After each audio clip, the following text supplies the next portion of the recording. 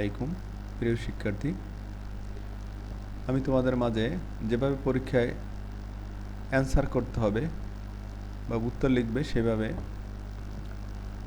তোমাদের কাছে তুলে ধরার জন্য নিয়ে আসছি ষান্মাসিক মূল্যায়নে 2024 সালে নবম শ্রেণী জীবন জীবিকা বিষয়ে।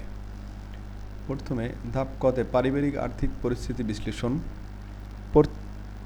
প্রথমে পারিবারিক আয়ের সর্বোত্তম ব্যবহার বিবেচনা করে একটি পারিবারিক বাজেট তৈরি করতে হবে। এরপর পরিবারে আর্থিক অপচয় রোধে কী পদক্ষেপ গ্রহণ করা যেতে পারে তা উল্লেখ করতে হবে। এরপর সময় সুযোগ ও নিজের সক্ষমতা অনুযায়ী অর্থ সংশ্লিষ্ট যেসব কাজের দায়িত্ব গ্রহণ করেছো সেগুলো তালিকা করতে হবে। প্রথমত একটা জিনিস খেয়াল করো, প্রথমে পারিবারিক আয়ের সর্বোত্তম ব্যবহার বিবেচনা করে একটি পারিবারিক বাজেট তৈরি করতে হবে। এটা একক কাজ, পারিবারিক বাজেট তৈরির একক কাজ করতে হবে।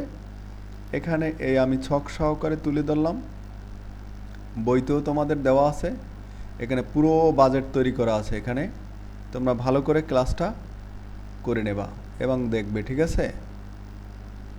এই যে পুরো ছকটা এখানে তৈরি করা আছে, দেখে নেবা। বইতেও তোমাদের আছে। আনুমানিক এখানে একটা টাকার বরাদ্দ করবে তোমাদের পরিবারে যেই পরিমাণ টাকার প্রয়োজন, যার আমি টাকা লিখতে পারতাম, লেখি না এই কারণে তোমাদের এক একজনের পরিবারে একটা পরিবারে এক একজনের ভিন্ন ভিন্নভাবে ব্যয় হয়, ভিন্নভাবে বাজেট তৈরি হয়, এই জন্য আমি এটা লিখি নেই। তোমরা শুধু লিখে সর্বমোট শেষে যেটা হয় সেটা বসাই দেবা। এরপর পরিবারের আর্থিক অপচয় রোধে কী পদক্ষেপ গ্রহণ করা যেতে পারে সে বিষয়ে কী করা যায়, পরিবারে আর্থিক অপচয় রোধ করা যায়, কিভাবে রোধ করা যায় মানে কমানো যায়। 1 নম্বরে বাজেট তৈরি করা। প্রথমে বাজেট তৈরি করতে হবে। আজকে বললাম 5,000, কালকে বললাম 2,000, পরশু বললাম 10,000, এরকম করলে হবে না, বাজেট তৈরি করতে হবে। সেই কথাটা এখানে উল্লেখ করা আছে, দেখে নেবা। মাসিক আয় এবং ব্যয়ের তালিকা তৈরি করে বাজেট নির্ধারণ করুন। এতে কোনো খাতে কত টাকা খরচ হবে তা পূর্বেই জানা থাকবে। তাই যে কথা আমি বলে গেলাম। এরপরে আসে 2 নম্বর আসে প্রয়োজনীয়তা মূল্যায়ন করা। প্রয়োজনীয়তার মূল্যায়ন অবশ্যই দেব, অপ্রয়োজনীয় টাকা ব্যয় করবো না, সেই কথা এখানে উল্লেখ আছে, একটু পড়ে নেবা। জমার পরিকল্পনা করা। জমার পরিকল্পনা করতে হবে, সবসময় টার্গেট নিতে হবে যে কোনো সময় বিপদ বা প্রয়োজন হতে পারে, এই জন্য জমার টাকা মানে জমানোর একটা পরিকল্পনা করতে হবে। ঋণ পরিশোধ করার একটা চিন্তাভাবনা করতে হবে। ঋণ থাকা যাবে না, ঋণ থেকে মুক্ত থাকার চেষ্টা করবে। কুপ ও ডিসকাউন্ট ব্যবহার করা যাবে। অনেক সময় তো কোনো প্রতিষ্ঠানে আজকে 40%, 30%, 20% ছাড় দেওয়া হয়। এই কুপনগুলো এবং ডিসকাউন্ট ব্যবহার করা গিয়েও আমাদের পরিবারে ব্যয় রোধ করা যায়। নিজের খাবার নিজেই তৈরি করা। দেখা যাচ্ছে ফাস্টফুড জাতীয় খাবার বাইরে খায় না, যে বাসায় তৈরি করবো, এতে ব্যয় রোধ হয়। এগুলো আমরা করতে পারি। পূর্ণ ব্যবহার করা, একটা জিনিস পূর্ণ ব্যবহার বারবার ব্যবহার করা যেতে পারে, তাতেও ব্যবহার করা যায়। যেমন একটা ক্যালেন্ডারই তুমি ইউজ করলা, ক্যালেন্ডারটা পিছনে আবার ব্যবহার করা যায়, লেখা যায়, এতে কাগজের রোধ হয়। বিদ্যুৎ ও পানি সংরক্ষণ করা। বিদ্যুতের পানি অপচয় রোধে সতর্কতা থাকা, এতেও অপচয় রোধ করা যায়। হ্যাঁ, এতে কি করা যায়, পরিবারে আর্থিক অপচয় রোধ করা যায়। কেননা বিদ্যুৎ যদি তুমি এক জায়গায় বাতি জ্বালাই থইয়া অনেক জায়গায় চলে গেলা, এই রুমে বাতি দরকার না, অন্য রুমে বাতি জ্বালিয়ে গেলা, এগুলো খেয়াল রাখে আমাদের রোধ করা যেতে পারে। প্রযুক্তি ব্যবহার করা, নতুন নতুন প্রযুক্তি ব্যবহার করে আমাদের অপচয় রোধ করা। অনলাইন ব্যাংকিং, বিল পেমেন্ট, অন্যান্য আর্থিক লেনদেনের জন্য প্রযুক্তি ব্যবহার করুন, এটি সময় ও অর্থ উভয় সাশ্রয় করবে। শিক্ষা এবং সচেতনতা বৃদ্ধি করা, পরিবারের সকল সদস্যদের আর্থিক সচেতনতা এবং সঞ্চয়ের গুরুত্ব সম্পর্কে জানানো এবং তাদেরকে আর্থিক সুশিক্ষা প্রদান করা। শিক্ষা ও সচেতনতা বৃদ্ধি করা, প্রত্যেকে শিক্ষা হতে হবে এবং সচেতন হতে হবে, তাতে অপচয় রোধ হয়। এভাবেই পরিবারে আর্থিক অপচয় রোধ করে সঞ্চয় বৃদ্ধি করা ও আর্থিক স্থিতিশীলতা অর্জন করা সম্ভব। এরপরে আসা যাক 3 নম্বর। এরপর সময় ও সুযোগ নিজের সক্ষমতা অনুযায়ী অর্থ সংশ্লিষ্ট যেসব কাজের দায়িত্ব গ্রহণ করেছে সেগুলো তালিকা তৈরি করতে হবে। তোমরা এর আগে দেখেছো, ওই যে শুরুতে এখানে উল্লেখ করা আছে, এরপর পারিবারিক এই যে বলা আছে এই কথাটা উল্লেখ, এরপর পারিবারিক আর্থিক অবস্থা রোধে কী কী পদক্ষেপ করে, এটা যায় না, এটা না। এরপর সময় সুযোগ নিজের সক্ষমতা অনুযায়ী অর্থ সংশ্লিষ্ট যেসব কাজে দায়িত্ব গ্রহণ করেছো সেগুলো তালিকা তৈরি করতে হবে। এই কাজটা এখন আমাদের করে দেখাতে হবে। সেই কাজটাই আমি এখন করে দেখাচ্ছি। দ্বিতীয়বার দেখো, আয়ের উৎস নির্ধারণ করতে হবে। প্রথমে আয়ের একটা উৎস নির্ধারণ করতে হবে।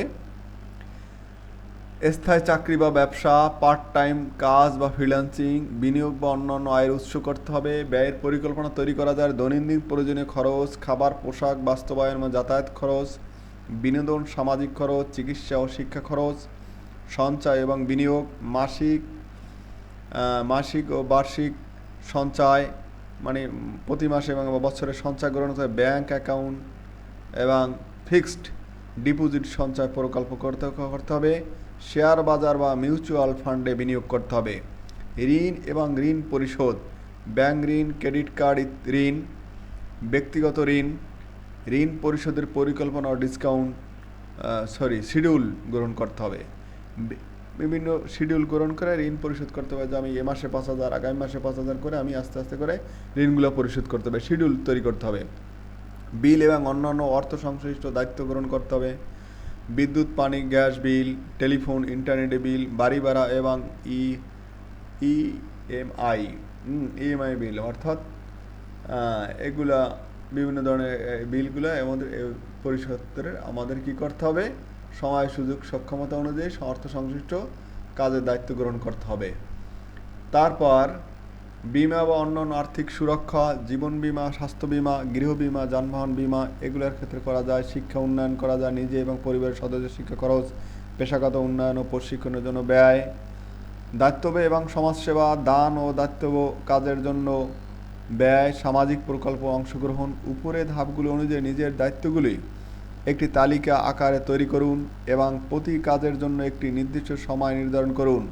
এতে আপনার অর্থ সংশ্লিষ্ট দায়িত্বগুলি শৃঙ্খলভাবে পালন করা সহজ হবে।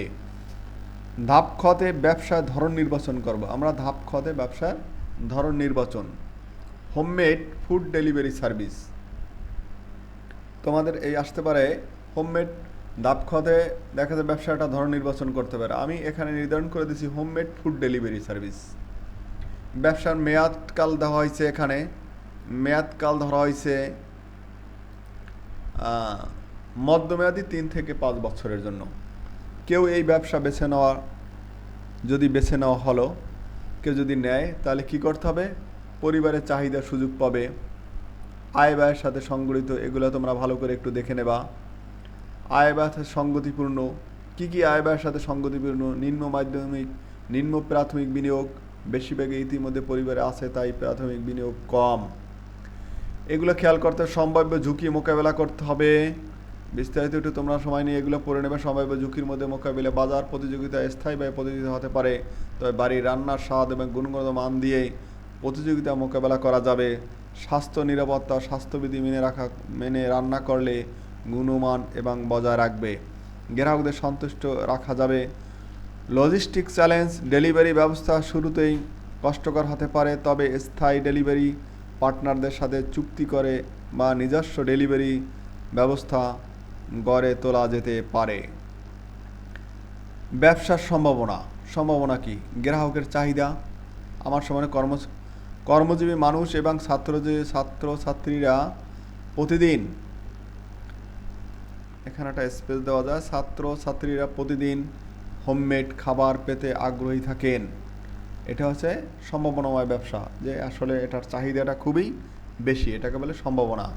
বাজারে প্রসার, প্রথমে স্থায়ীভাবে শুরু করে পরে সারা শহরে বা শহরে বাইরেও প্রসার করা যেতে পারে। এটা মানে প্রাথমিক পর্যায়ে প্রসার এবং বিস্তার লাভ করবে কিভাবে, প্রথমে স্থানীয়ভাবে শুরু করবে, পরে সারা শহরে বাইরেও প্রসার করা যেতে পারে।